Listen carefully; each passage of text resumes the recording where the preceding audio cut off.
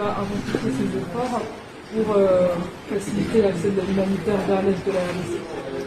Tout d'abord, avant d'en venir à votre question, nous remercions la France et le président Macron pour avoir convoqué cette réunion sur la question humanitaire, qui est une question importante. Et concernant l'aéroport de Goma, il vous souviendra que l'aéroport de Goma est aux mains des autorités de fait, qui sont la FCM 23.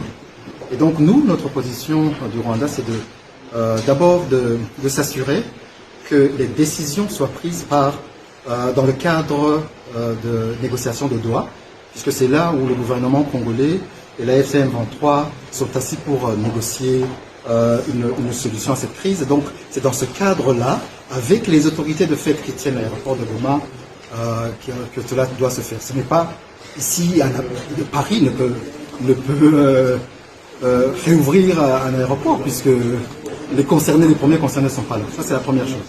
Et la deuxième chose, on parle de la situation humanitaire. Mais la situation humanitaire dépend d'une situation sécuritaire sur le terrain. Et quelle est la situation sécuritaire?